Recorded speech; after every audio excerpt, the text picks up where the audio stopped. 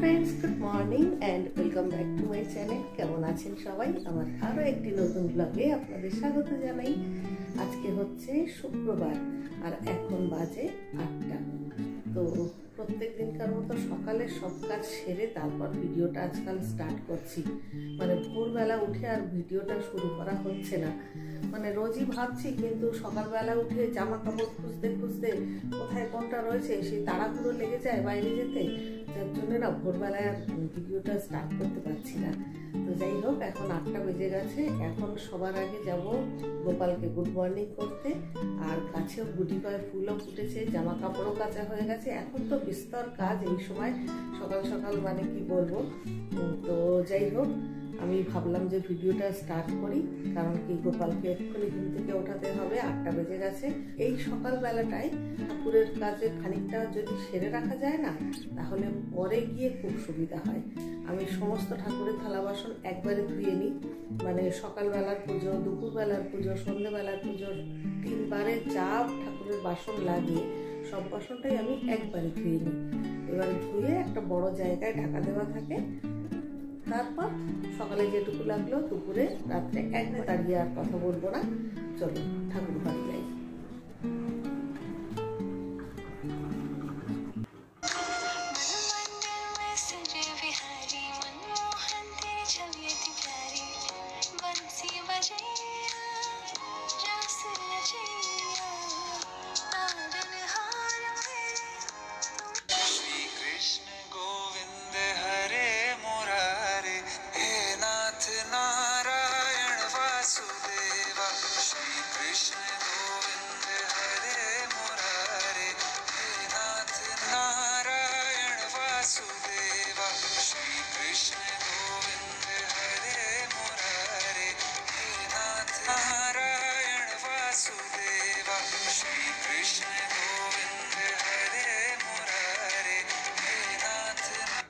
ইতিমধ্যে রিকিও ঘুম থেকে উঠে পড়েছে, তাই আমার আর রিকির দুজনের 2 কাপ চা করে নিলাম।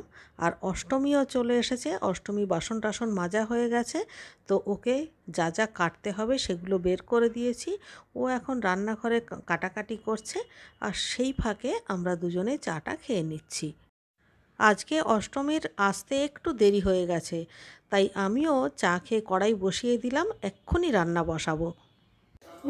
হ্যাঁ, এটা আলু দেবো না? আর দেখো, না না, আর আলু দিও না, কারণ এই পেঁপেটাকে শেষ করতে হবে।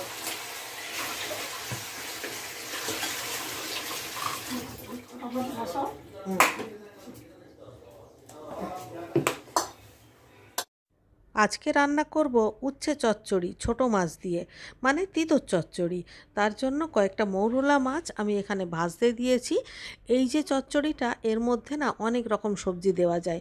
ঝিঙে, পটল, ঢেঁড়স, বরবটি সব কিছুই দেওয়া যায়। তবে আমার কাছে আজকে এত সবজি নেই।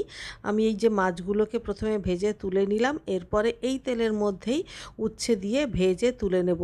আর প্রথমেই আমি ফোড়ন দিয়ে দিয়েছিলাম, তাই দ্বিতীয়বার আর ফোড়ন দিলাম না। আর আমার কাছে আজকে সবজি আছে হচ্ছে আলু, কাঁচকলা, পেঁপে আর বেগুন। এগুলো দিয়েই আজকে করব। তো অল্প একটু তেল দিয়ে দিলাম, দিয়ে প্রথমে আলুটা দিলাম। আলুটাকে একটু নাড়াচাড়া করে তারপরে কাঁচকলা আর পেঁপে দিয়ে দেব। দিয়ে একটু নাড়াচাড়া করে বেগুনটা দিয়ে বেশি ভাজবো না, বেগুন খুব অল্প একটু দিয়ে নাড়াচাড়া করেই জল দিয়ে দেব। তারপরে এগুলোকে সেদ্ধ হওয়ার জন্য ঢাকা দিয়ে গ্যাসটাকে একটু মিডিয়াম করে দেব। এইগুলো সমস্ত কিছু সেদ্ধ হয়ে গেলে তারপর মাছ আর উচ্ছে দিয়ে দেব। আর এই রান্নাতে যেহেতু মাছ দেওয়া হচ্ছে, তাই একটু কিন্তু কাঁচা লঙ্কা চেরা দিতেই হবে, মানে আমরা দিয়ে থাকি। আর কোনো মশলাপাতি কিছু দেব না, এমনিতেই স্বাদ হবে, মানে মাছের স্বাদেই স্বাদ হবে। আর আরেক দিকে বসিয়েছি আলু পটলের রসা। এটা আজকে রুটির খাবার, মানে সকালবেলায় বাড়িতেও খাবে আর অফিসে টিফিনেও দেব রুটি দিয়ে এই আলু পটলের ডালনাটা।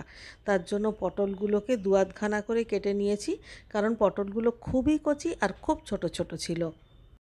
পটল ভাজা হয়ে গেছে, এগুলোকে তুলে নিলাম। এবারে আবারও সামান্য তেল দিয়ে আলু ভেজে নেব। তবে আমি কিন্তু আজকাল খুব কম তেল ব্যবহার করে রান্না করছি, আর তাতে কিন্তু একদম যে স্বাদ হচ্ছে না তা কিন্তু নয়। তেজপাতা ফুরিয়ে গেছে, তাই শুধু জিরে ফোড়ন দিয়েই আলুগুলোকে দিয়ে দিলাম।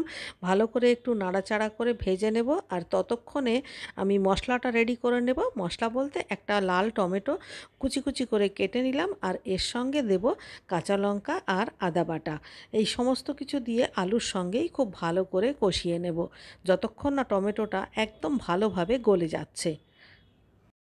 আর এদিকে তিতো চচ্চড়ি একদম হয়ে গেছে। দেখুন জলটাকে একদম টানিয়ে দিয়েছি আর একদম শুকনো শুকনো করে দিয়েছি। আর 2-4টে কাঁচা লঙ্কা চেরা লাস্টের দিকে দিয়েছিলাম।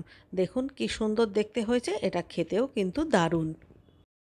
এবারে একদিকে ভাত বসিয়ে দিয়েছি, আর এদিকটায় পটলের তরকারি হচ্ছে, মানে পটলের মশলা কষানো হচ্ছে। আর মাঝখানে আমি একটু গরম জল বসিয়ে দিয়েছি, যাতে করে ঝোলের মধ্যে দিলে ঝোলটা তাড়াতাড়ি ফুটে উঠবে আর রান্নাটাও তাড়াতাড়ি হবে। এখন বাজারে নতুন নতুন পটল উঠছে, তো এখন বেশ আলু পটলের নিরামিষ ডালনা, আলু পটল চিংড়ি এইগুলো খেতে কিন্তু বেশ ভালো লাগে। তো আমিও সেই জন্য আজকে রুটির তরকারি করলাম, সেই জন্য একটু নিরামিষ করলাম। আর ভাত দিয়ে খাওয়ার জন্য করলে চিংড়ি দিয়ে করতাম।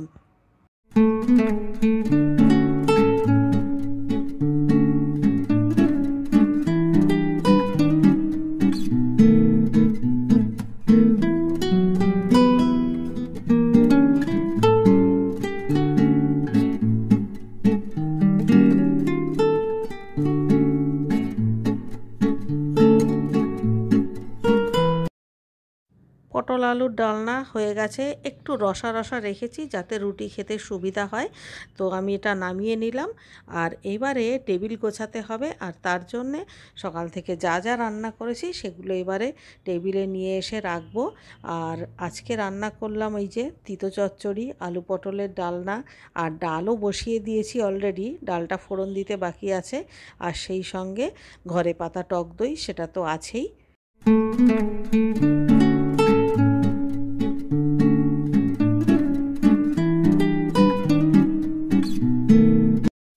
ডালের সঙ্গে সঙ্গে এক ফাঁকে রুটিটাও করে নিয়েছি। আর আজকে করেছি মটরশুঁটির পুর দিয়ে রুটি। ওই যে দুদিন আগে মটরশুঁটির পুর করেছিলাম না, সেই পুরটা দিয়েই রুটি করেছি। এবারের পুরটা পুরোটাই রুটি দিয়েই করে নিলাম। ওই যে দেখুন রুটির সাইড সাইড থেকে একটু একটু বেরিয়েও গেছে। যাই হোক, ফল হিসেবে আমি দিলাম একটা মোসাম্বি লেবু, আর এরই ওপরে যদি একটা শশা ধরিয়ে দেওয়া যায় তো দেব। আর এখানে আলু পটলের তরকারি দিয়ে দিলাম আর 3টে রুটি দিয়ে দিলাম। এই হচ্ছে আজকের লাঞ্চ। গোলডাবগুলো লম্বাগুলোতে কিন্তু ভালো শ্বাস আছে। গোলডাবগুলো কালকে তোর বাবাকে কেটে দেবো, কেটে রাখবি। সকালে আমি ভেবেছিলাম কিন্তু কাটতে আমি সময় পেলাম না। শ্বাস তো উপরেরটা, গোলগুলোতে না, গোলগুলোতে লম্বাগুলোতে উল্টে শ্বাস আছে। এবং শ্বাস অল্প আছে না, ভালো আছে মোটামুটি। ভালো শ্বাস আছে ছোটগুলোতে, গোলগুলোতে জল কোনটা বেশি? জল তো সব গোলটা দিয়ে অবশ্যই। এটা খেয়েছি না না না, তুমি খেয়াল করোনি, তুমিও বলেছিলে, কিন্তু আমরা পাশাপাশি কেটে দেখেছি। গোলে বেশি জল, গোলেই বেশি জল। ওটা কয়েকটা লোককে ডেকে না, খুব মুশকিলের ব্যাপার কিন্তু। আরে আমরা কেটে নিই, আমরা আমরা কেটে নিই, তারপর কায়দা বুঝে গেছি।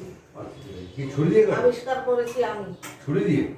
হ্যাঁ, সাউথে তো সবাই ছুরি দিয়ে কাটে, তারপর ছুরিটা একটু একটা বড় ছুরি নিয়ে আসবে। না না ছুরি লাগবে না, এটাই ঠিক আছে। সন্ধ্যেবেলায় ভর্তুরি বাবা, দাঁড়ো দাঁড়ো দাঁড়ো। ওরা আগে জিজ্ঞেস করো তো আমাদের বাড়িতে কি আছে। এখন রান্না করছি ভেটকি মাছের ঝাল। মাছগুলো ভাজতে শুরু করে দিয়েছি। আর আজকে মশলা বলতে দিয়েছি হচ্ছে আদা, রসুন, টমেটো একসঙ্গে মিক্সিতে বেটে নিয়েছি। আর সেটাকে খুব ভালো করে কষিয়ে নিয়ে জল দিয়েছি, তারপর মাছ দিয়েছি। আর মোটামুটি ঝোলটা যখন জাল হয়ে যাবে, লাস্টে নামানোর আগে কয়েকটা কাঁচা লঙ্কা চেরা দিয়েছি আর ধনেপাতা কুচি। আর এই রান্নাতে খুব একটা বেশি বেশি ঝোল থাকলে ভালো লাগে না, মোটামুটি একটু শুকনো শুকনো থাকলেই ভালো লাগে। আর হ্যাঁ, মশলাটা কষানোর সময় একটু কাসুরি মেথি দিতে হয়, তাহলে না ফ্লেভারটা খুব ভালো হয়। বিশেষ কারণে আজকে একটু বাইরে যাব, তাই রান্নাবান্নাটা আগেই সেরে নিলাম। আর সেই সঙ্গে ভিডিওটাও আজকের মতো এখানেই শেষ করব। তো দেখা হচ্ছে কাল সকালে আবারও একটা নতুন ভিডিও সাথে নিয়ে। ততক্ষণের জন্য সবাই ভালো থাকবেন। সবাইকে tata, good bye, good luck and love you all.